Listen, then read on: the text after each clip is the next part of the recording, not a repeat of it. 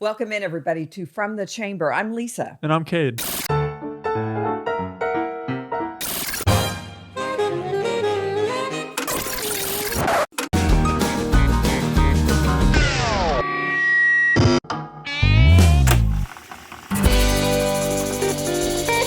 me to the church.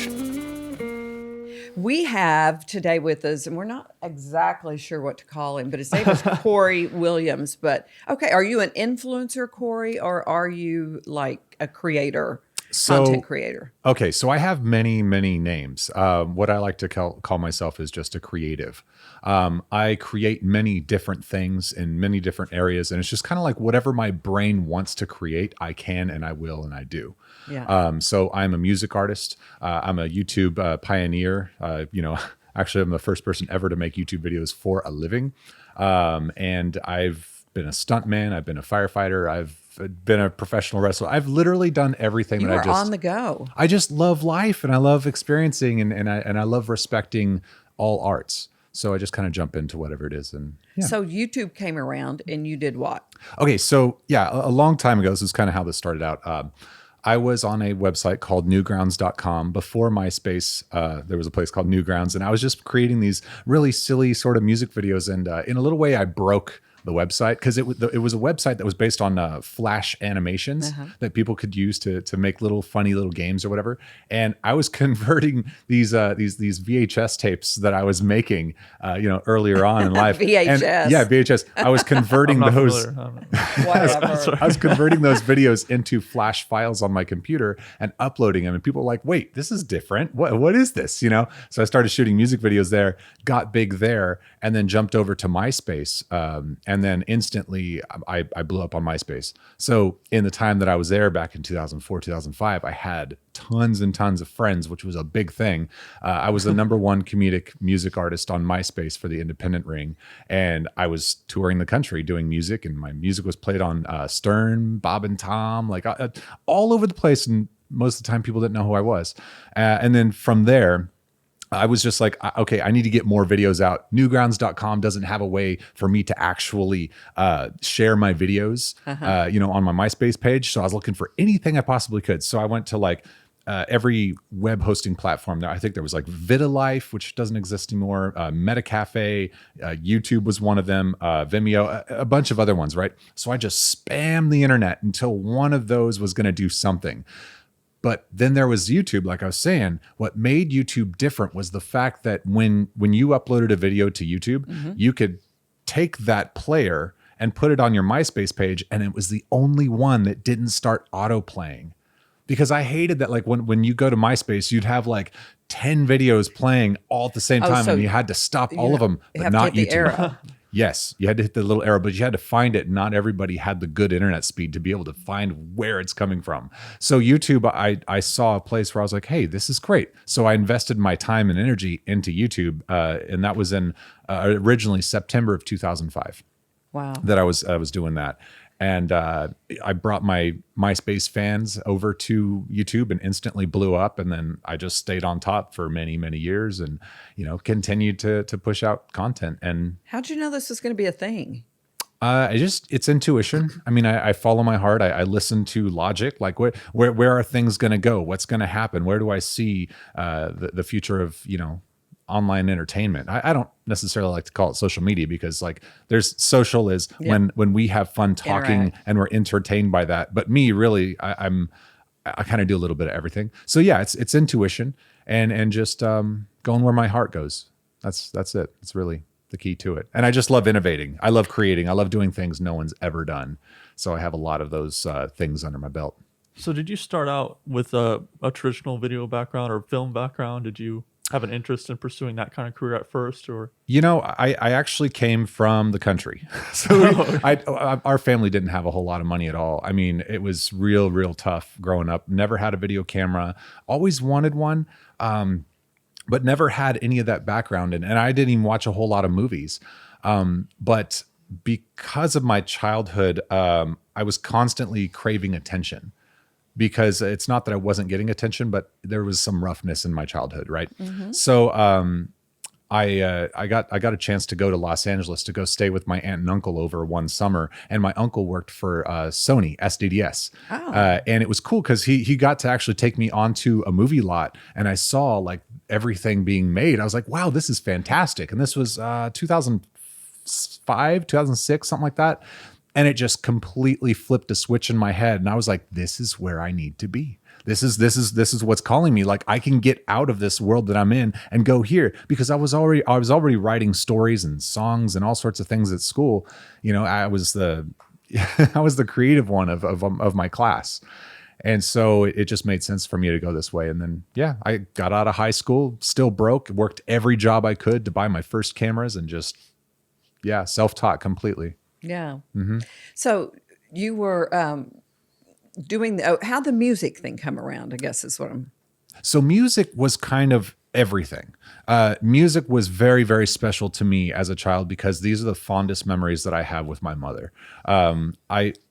My mom and I sort of had a little bit of a falling out in my teen years, because there was this family stuff. What teen hasn't had that falling out? Right. But music was always this positive place that I could go when things were really, really hard. And it, as a writer, like I'd always been a writer as long as I can remember. Like even when I was very little, I was the one telling the bedtime stories, you know, and I've always been told that. And every report card I ever had was like, Cory does not focus, but he sure is creative. But that's always been my superpower, is being able to think outside. But yeah, music came naturally.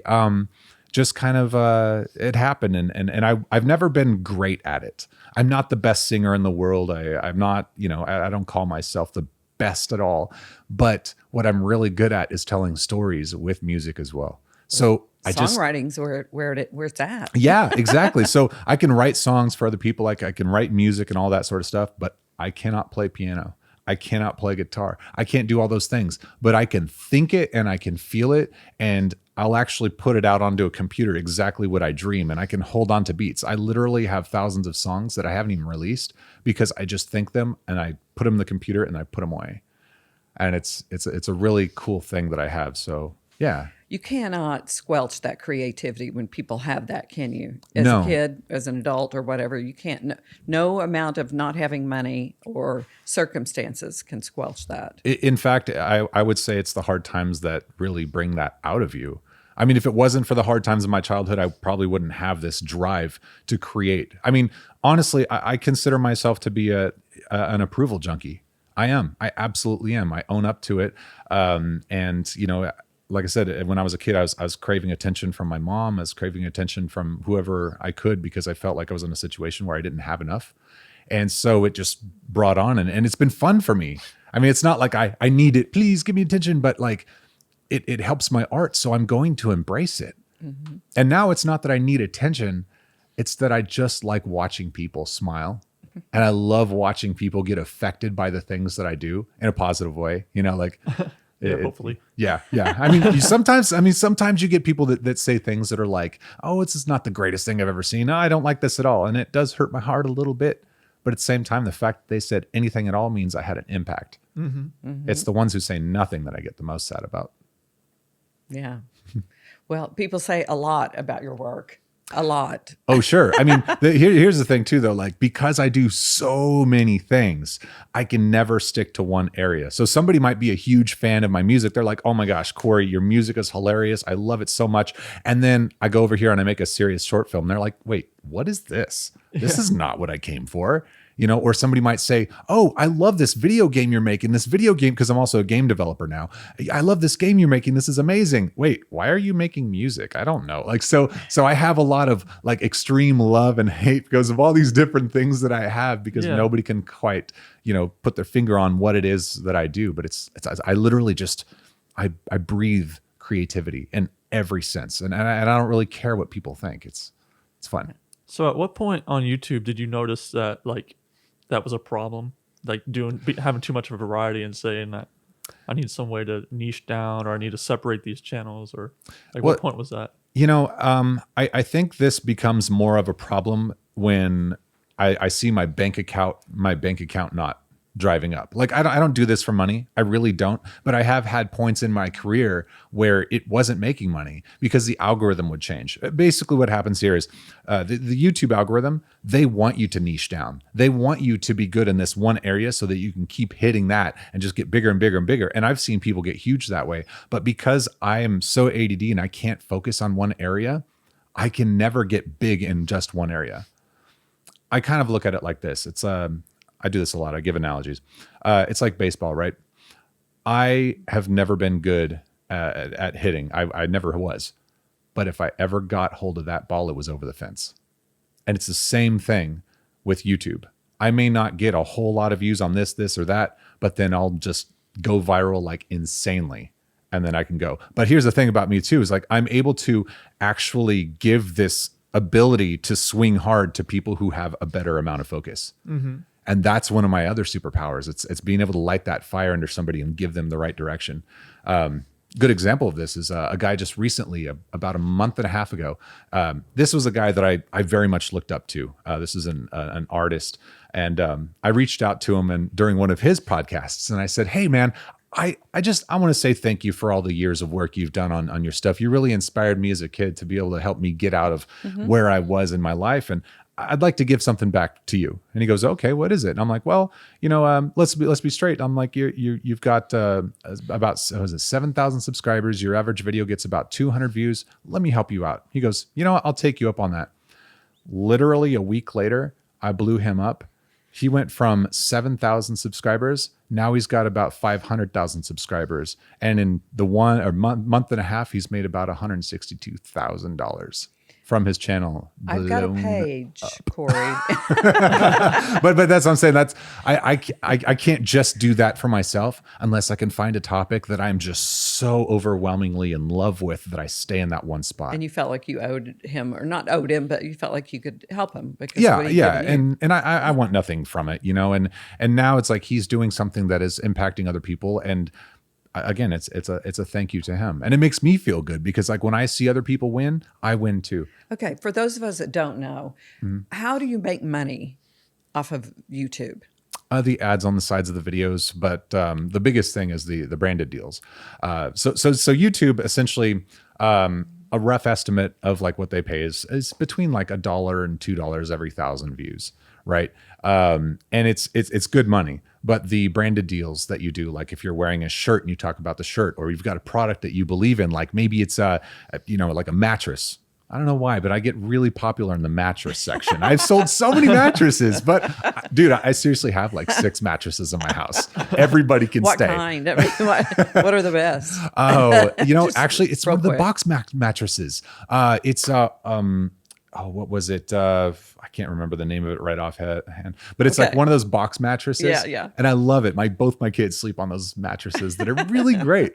Anyway, so that's a good way to do it. So it's people, companies wanting to endorse what you do and yes. just talk about them. Yeah. And they in turn get, right. their products. Right. And I do consulting on the side too. So like I'll just be random consulting with people that I think are really going to make it, or if they have something that I believe the world needs to see or hear, then I'll push them. And I'll reach out and do a little bit more. But it's kind of like you also, like I can't do this for just anyone. I have to do this for the people that are ready for it. And I have a sense of knowing if somebody's ready or not. So I'll actually turn somebody away even if they throw money at me, because if they're not going to succeed, it's pointless. Like I don't want to waste anybody's time or money, and I certainly don't want to waste mine because I got other things I like doing too. So yeah. Yeah, and of course your strategies only work like if they're ready to do it, or if Correct. they're ready to do it on their own. Yeah, and it's just like, people when they go on YouTube and they're throwing tons of money at YouTube ads and getting their views and all that stuff, like what's that really doing for you? Essentially, you're skipping the ladder. You're trying to get to the top, but like you didn't earn your spot to the top. So like if you're going to spend like, $2,000 trying to promote a video and you're putting it in front of all these people, are those people necessarily going to like your content? Because like, have you done that research to understand who you're talking to? So realistically, you're just getting eyeballs that don't care anyway. Yeah. Yeah. Right. So for some people that are going to hear this podcast, tell us about your content. We've talked about the process. Tell us about the content. What do you put out there and why? Yeah. So again, lots of different types of content, but I guess I can start from the oldest. The oldest is SMPFilms. It was Simple-Minded People, which was named after me and the group of my friends back in Hillmar, California, where I'm originally from, a small country town. And we just did a lot of like silly things. So we were simple-minded, right? And so that channel was very, very much a variety channel. Again, it was like I would create these beautiful short films that would really impact people. I would do animated stuff. That wasn't where MeanKitty came in. That was later. Yeah, well, it's on this channel. Okay. As time progressed, yes. So Sparta was my cat. I had just gotten him before I was moving to Los Angeles because I got a TV show gig. I was a TV show host for 2 years. And so I just wanted to show my family back home my new apartment, but I didn't want to like be all like showing off, I didn't want to be all flashy. So, and not that it was like that great, but it was like, I want to show them this place and I'm going to do it creatively. So I wrote this song about my cat who was just being a pain in my butt, which a lot of people can relate to because kittens are like that, right? Yeah. So, and I saw a hole in the market because there weren't a whole lot of cat songs. And I was like, well, this will be just fun. So I did it. The MeanKitty song blew up literally overnight and it was, major success.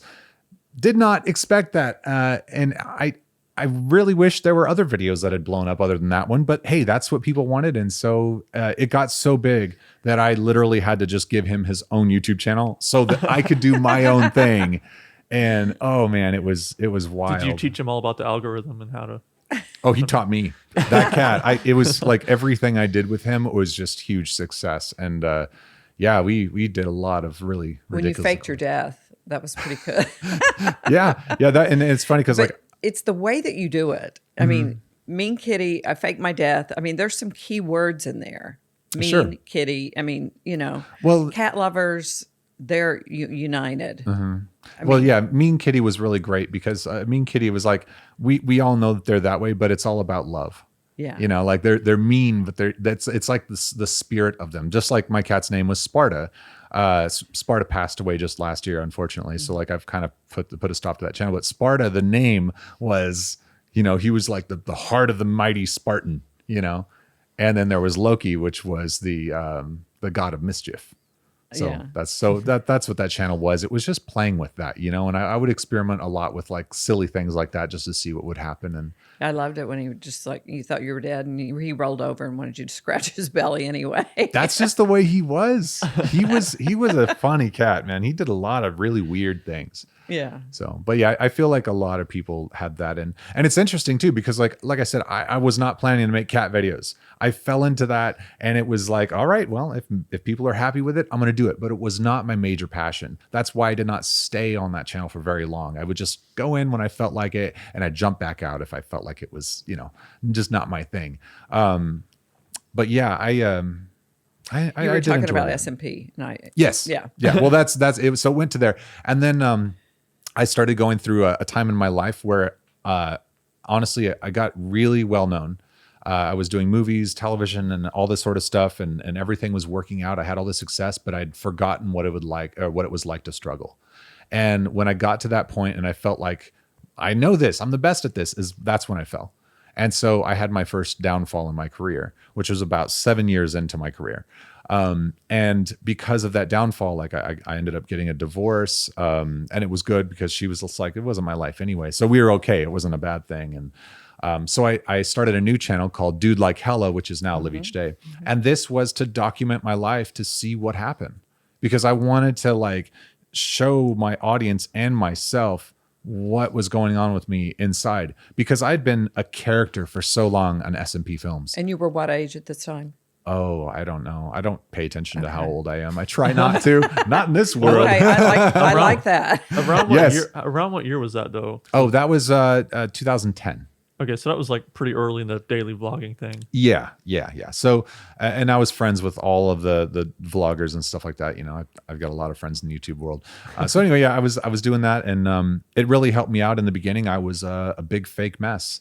I was like way crazier than I would like to admit. I was that little tiny percentage of myself that was insane and fun. And that's what I wanted to be. That's what I really, but I'd realized over time that little percentage is just like overshadowing everything else I truly was. So on that channel, I started to break down. I started to open up. I started to relax, and that crazy bit of myself started to go away. And the audience shifted, of course. But as soon as I did that, that's about the time I moved to Alaska, and I blew up in Alaska because the real me came out. The spiritual side, the fun side, all the parts that had been hidden for so many years, and that's where I found myself again, and that's when I got back on track with everything else. And so, why Alaska? So I'll try to shorten this one up. But I had met this girl, and she was really amazing. Always a girl. Yeah, it's always a girl. I'd met her, and we just got on this relationship, and she's like, "Hey, the business I'm working with right now is moving me to Alaska." And I'm like, oh, that really sucks. Like, you're the coolest person I've ever met. She's like, you want to go? I'm like, sure, I'll pack my stuff. And like maybe 2-3 months into our relationship, I packed up my life, threw it in a U-Haul, and moved to Alaska with her. Just I had to go. That's what life said. And it was the best decision I ever made. So obviously now I'm married to her, and we've got 2 beautiful kids. And it's been the greatest. And so that's now why I'm actually living here in Tulsa, Oklahoma, because of the fact that her parents live here and we just needed to be around family. Okay. Yeah.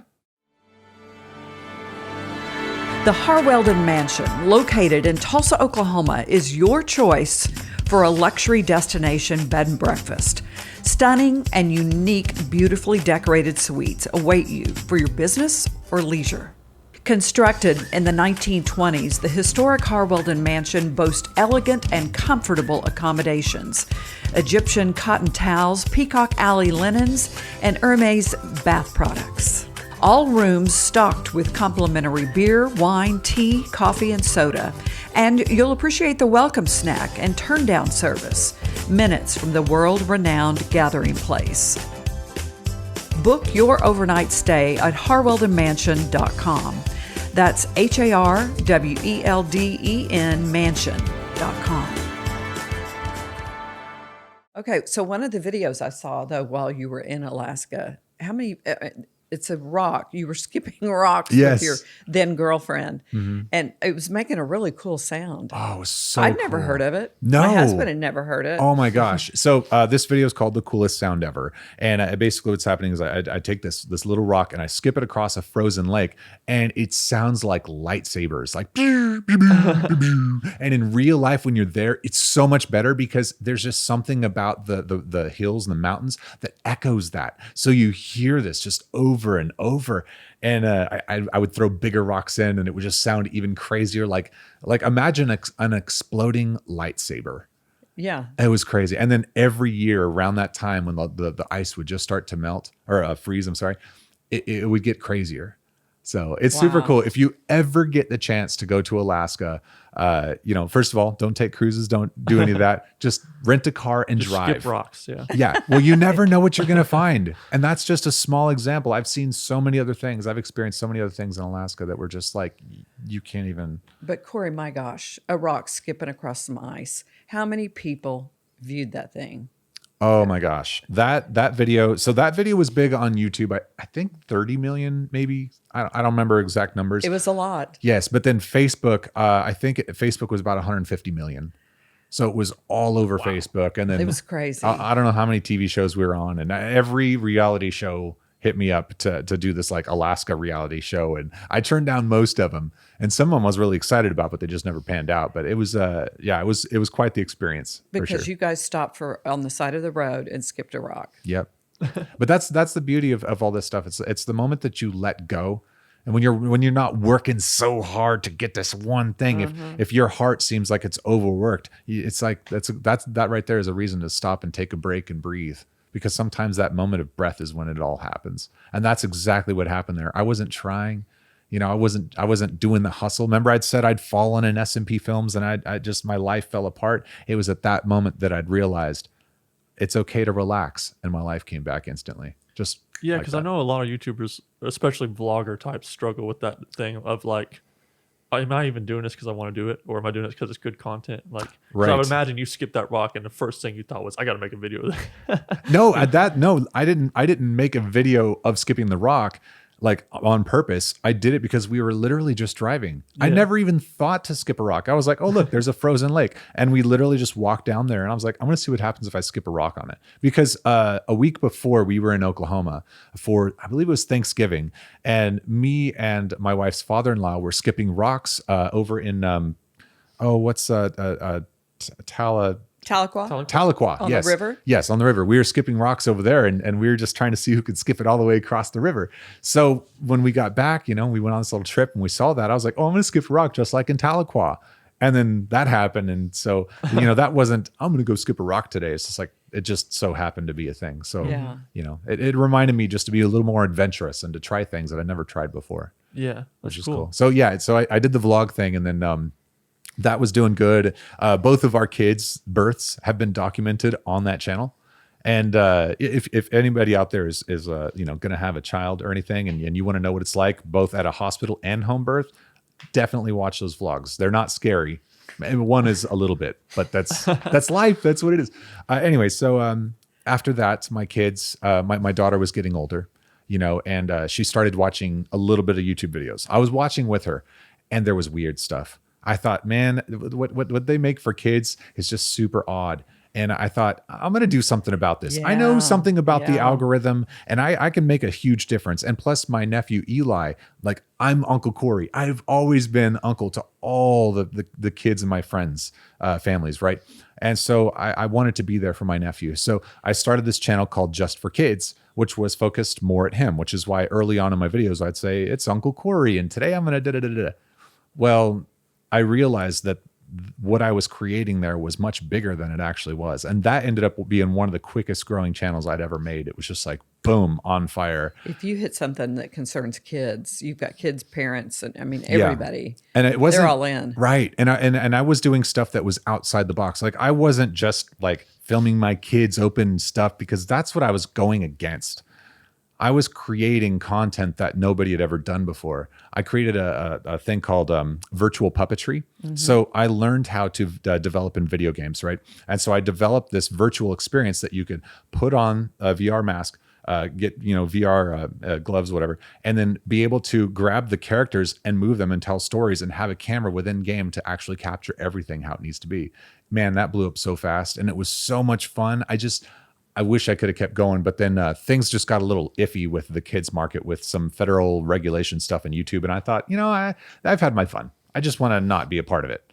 So I jumped ship, and now here I am. I'm creating video games, that are more geared towards my demographic rather than children's demographic. And it's been a lot of fun. Let's turn back to music for Yeah. just a second. How can musicians, bands, how can they leverage what they do into making money, somewhat how you do? Oh man, right now is the time to do that. No kidding. Oh, this is the best. I've 'cause seen. You've got the time you're sitting still. Right. And here's the thing is, like, there's a lot of like major labels and stuff like that are kind of struggling because of what's going on right now. There's a lot of artists that are just self-made, and they're just continuing to go. I mean, even in the rap game, you've got Tom McDonald, fantastic rapper. He's got all this stuff going on, and he's really controversial sometimes, but his messages are so deep. And so I like Tom McDonald. Lil Dicky, comedy music artist, really got big on MySpace, pushed forward. And now he's like one of the biggest. And that's kind of like my world, but there's many other areas of music that are just huge. And so to break into that, essentially what I would say is, teach people something about music instead of just posting music. Instead of just posting something you playing or something. You can do that. You can teach people how to play music a little bit, and then show them what you're capable of. I've seen that to be working. I think that there is so much more, and this is what I want to do here in Tulsa. Ultimately, I want to teach local artists, creative people, how they can utilize YouTube, so that they don't have to move to Los Angeles or New York or Georgia to be successful. They can be here. They can stay with their families and be just as successful, if not more. That's my mission right now. My biggest mission in Tulsa is to get to these people. So cool. Yeah, and it is. You've come to the right town. Yeah, and I see. This is me being straight honest, and I've told people over and over, and I'll tell them again. Tulsa is behind the times when it comes to social media. They're behind the times because they don't understand the power of it, the use of it. And I feel like a lot of Tulsa is still very much holding on to the traditional media. And they're also looking to the outside for success. Like, why is it so many people feel like they have to leave Tulsa in order to be successful? That shouldn't be how it is. Like, why? Oh, they made it. They left. They finally made it. No. Let's switch that. Let's change the conversation here and let's actually teach them. I mean, there are people here that have money that are trying to help the creative community, but even they are taking outside influence that isn't necessarily coming from here. I want this to be fully organic within this place. And I want Tulsa to have a community of artists, not just one little group here, one little group there. I want us all to be a group to know how we can talk to each other. Also, I find that a lot of artists here are very competitive against each other when we should be working together, when we should be collaborating, you know, especially in Tulsa, anywhere USA, right? I mean, well, it's more so in Tulsa, to be quite honest. Yeah. I mean, and here I know why. It's because we are sort of a little oasis, a little desert away from everyone else. And again, if you're going to leave to get successful, you know, that's one thing, but to do it here, it's a hard thing. So everybody is just fighting to keep that little tiny bit of success that they feel they need, not knowing that the success comes from them and not others. Mm-hmm. And that's what I want to teach Tulsa. That's what I want, is for people to get that. We used to have this here. Yeah. Church Studio right now is in the process of rebuilding that history to hopefully teach people that we can still do this here, that we still can curate greatness. Yeah. You know, we just need to be able to grow with the times and let people know, educate them so that they can be better. Yeah. So I had some questions about, because this is a podcast that's listened to by musicians and people like that. Exactly. So this is really good information for them. And I'm curious, like, do you think YouTube is the best platform for people to get music out there, or are there other things that you see popping up that you think are where it's headed for the music, more specifically music, you know? Don't put your eggs in one basket. Yeah. Right now, it's everywhere. It's what's best for you. Mm-hmm. There's no one best platform. Like, you could be on SoundCloud. You could be on, some people are still on MySpace. I don't know if that's really even a thing. Facebook is still pretty good, you know, but again, it's wherever fits you the best is where you need to be. Grow that, learn that, understand that, and then move to the next platform. Me personally, it is YouTube. I know YouTube really well. I know Facebook pretty darn good too. So that's my specialty. If there's ever been one thing that I've stuck to for a really long time, it's YouTube. Yeah. I've just created all this stuff within this world, you know? So yeah, well, that's what it is for me. And going back to not having your eggs in one basket, because I know that you mentioned about you had the kids channel and then the federal regulations came in. And so what are your predictions as far as the direction you see YouTube heading right now over the next few years? Do you see any major changes that you can predict, or? Post-COVID, yeah. Yeah, oh man, even with COVID has actually been a good thing for YouTube because people are at home learning. Yeah. People are at home consuming much more content. I mean, obviously the streaming services are blowing up and all that sort of stuff. But YouTube this is the time to learn, which is why I say, like, as a music artist, if you want to get a loyal audience to love you, teach them something. Yeah. What a time, you know, grow that. You never know. You might be teaching your next band member. You might be teaching them the thing exactly what you need, you know? So, yeah, no, this is the best time to do it. Where do I see it all going though? I think it's going to continue. I think it's already built into us. I mean, we've got an entire generation of people that have grown up knowing YouTube, and it's just going to continue every year they graduate. It's my only form of entertainment. Like, I don't watch anything else. Right. I only watch YouTube videos. Right. It's mostly learning. Like, I mostly just learn stuff all day long. Exactly. Or not all day long. He says to teach people. Yes. Learn. Teach them all you know. Continue that.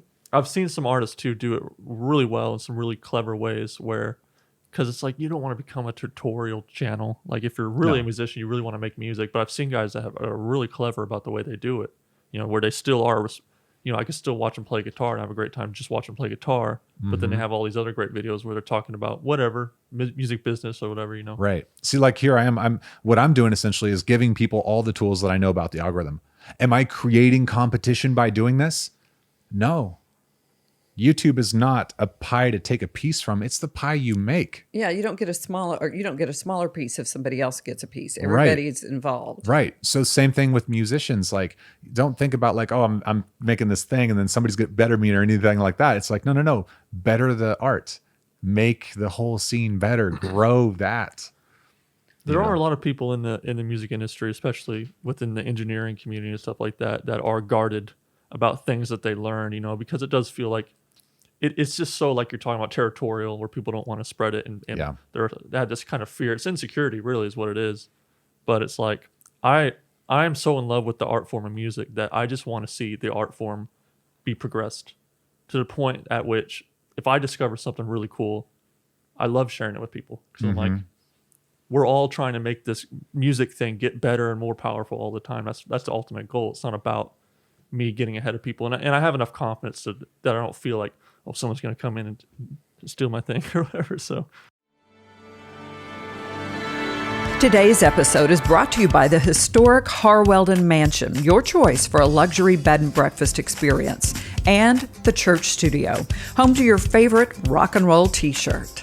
the Church Studio was the Abbey Road of America in the 1970s, when Rock and Roll Hall of Famer and Grammy Award-winning singer-songwriter and musician Leon Russell purchased a 100-year-old church and turned it into a recording studio and home office to Shelter Records. Now under significant renovation to bring it back to a recording studio, entertainment network, and community space. Get your church merch fixed today at thechurchstudio.com. Cool gear includes super soft t-shirts, hoodies, hats, journals, stickers, candles, and so much more. Thechurchstudio.com. So where are you headed? What's next for you?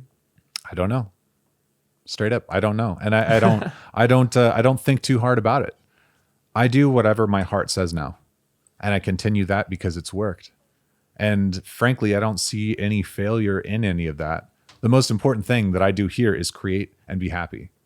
Like, money comes like magic in my mind. It's always been like that. Even right now, I'm not creating anything really on YouTube other than like I started this little YouTube tutorial channel. It's got like no views right now. It's funny because like I'm giving answers that like would help people grow immensely.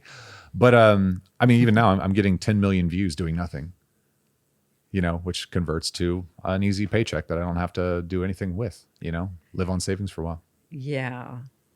So, Cory. but yeah, so I just do whatever. We're like, we want to do this. Yeah, whatever. Yeah, and it's funny because like a lot of people say they want to do this. Yeah, but it's how many people do it? Exactly. It's that way with everyone that's successful. You have to really, really want it, and you have to be able to put the time into it. Yeah, and you'd be surprised like how many people are like, just tell me the answer. Can you please just give me the answer to what it is? And my answer is always a question.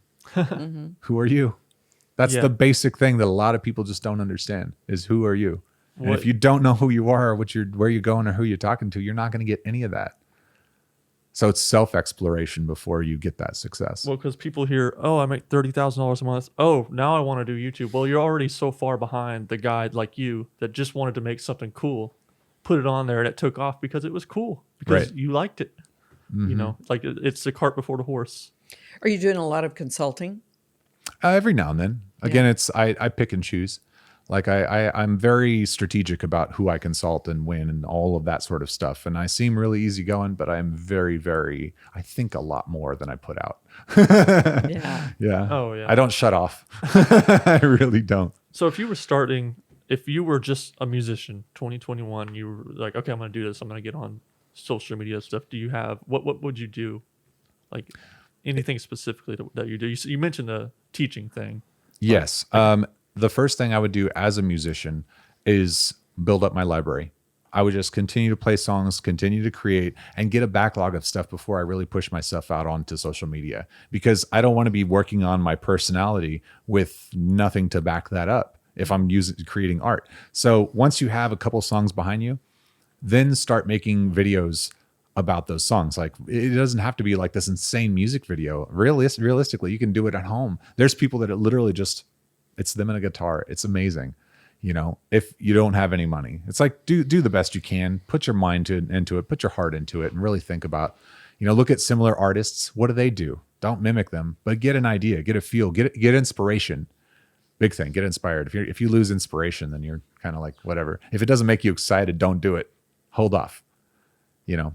But then as you continue to do it, I think you start to learn your place. You start to learn who your audience is. You start to learn who is like you. Because that's the thing about social media. It's people are watching you because they relate to you. They understand you on a level. You know, they're not being forced this content on you. They found you because they feel you. Yeah. Mm-hmm. It's all amazing. I mean, it really is how many people actually, you know, sign on to watch and what they watch. And it's an incredible process. And I find it really intriguing. And if I meet one more kid who says they want to be, I want to be an influencer. It's funny, influencer, how that's grown. Yeah. That's usually it was just YouTuber, but now it's influencer because it is so wide. And yeah, a lot of kids are going to do that. And I think it's really funny. I was on the Tonight Show with Jay Leno a long time ago, and Jim Carrey was the guest that day. I got to meet him that day. I was so happy. He was like one of my guys that I had to meet and say thank you to. Anyway, on that episode, he actually said, and this was back in 2006, 2007, he said that someday all of us are going to be famous. We can choose to be famous or not. And it's just so funny, like how what he said then has just echoed and has become so much more truth. And now that's true. Like, I mean, any kid can do it if they really want to. And I've watched kids just do it. Soar. It's great. I love it. I love it. This just makes me happy. Yeah. And it's all about what you can hold right here in your hand or just right here. I mean, kids, they want to be able to see it right then, right now. Yeah. And also kids want to show each other things too. Like we all love attention. We all love to share. We all love to see other people's faces light up. And so it's not even just about this. It's what can you learn from this that applies to this, these real life situations, you know? And I think kids know that. Yeah, that's cool. Okay. Yeah, it's a great time to be a creative person. Absolutely. John, do you have a question? I do. You talked about how you don't shut down. And I heard a rumor that you actually work while you're dreaming. Mm-hmm. Can you walk us through, like, is that a learned skill or is that just something you were blessed with? So I do have this ability, and I realize it's a very special and unique ability to be able to lucid dream willingly. Like I can turn it on and off when I go to sleep. I don't know why I can do this, but it's a real thing. And I my wife is the one who told me that that's not normal. So I've been able to create entire concepts and build things and do just about anything while I'm sleeping. Before basically what I do is just before I go to bed, I tell myself what I'm supposed to do. And so I do sleep. I still sleep. I go through all that stuff. But once I get into the dream phase of my mind, I can just go, okay, here we are, and then do it. And brain work, I mean, that's not a physical thing. I can just work. But also I'm able to tap into my subconscious, which brings in other ideas that I would have not thought about awake. So what do you do when you wake up and you have all that? You've done all that. I do it. You just start it. I create it. Paper. I just go. My phone is a great resource for that. I'll just tell everything into my phone. I remember every dream I ever had. Some people take medication to make that stop. I got nothing. Yeah, and for me too, that is a thing that sometimes like I do want it to stop. But like I said, I can turn it on and off willingly. Yeah. But the problem is sometimes if I don't have anything to think about, here's the problem with me as an artist. And a lot of artists will understand this. If I don't have anything to create, my mind will create something. And sometimes those are problems. And sometimes I will dip into darkness because of these problems, you know? So it's just like always reminding myself to have something and to keep my hands busy, you know, not that I'm like a super depressed person, but hey, sometimes I can be. Yeah, we all can. You know, and especially with my ADD, it's like it goes faster, you know, down faster sometimes, but it's also extremely up fast. So. Well, you're extremely inspiring. I mean, truly you are. Thank you. So it's just such a pleasure. Yeah, and I really appreciate you giving me the time to talk and to hopefully light some more fires under some more people to really get them out there to help them follow their passions, and so that we can actually grow Tulsa in the way that it needs to grow. And maybe outside of Tulsa, I don't care. I want to make an impact in the world. That's what this is all about. I've got a tattoo on my right arm. I live forever through the inspiration I give others throughout my lifetime. It's a phoenix. I drew it. I see. It's the only thing that goes on my body is the things that I've created. Really? Mm-hmm. So where can we catch you? Where can people that are listening to this, where can they go to see you? If people would like to know more about my YouTube tutorial stuff, or if you need inspiration like this to really help you out, you can go to youtube.com/Mr. Safety. That's kind of a place where I'm just starting out right now, but I will have some courses out later on that will help to really give you that. And these are going to be courses that give you the real honest truth on how to blow up, both on the mental, spiritual, and technical side. So it's all of those things are very connected. And it's free. And it's absolutely free. Well, until the course comes out, then we'll talk. But all the stuff that I'm actually going to be giving on the YouTube channel is all stuff that they can use that and just go, and they'll be just fine. The course is more in depth. The course is to help people a little more one-on-one, to help them understand more about themselves that they didn't realize they needed to know. I don't give people the answers. I help them understand and learn how to ask the correct questions. Yeah. Mm-hmm. Well, something, I came here thinking, I don't know anything about this, but, you really do if you're involved at all with a telephone or a laptop or whatever. Mm-hmm. So it's been such a pleasure, Cory. Thank you so much for being here. Yeah. Okay. That's going to do it for us today from the chamber where the church studio is the real star. Yeah. Okay. Yeah, that's right. Thanks for being here, everybody.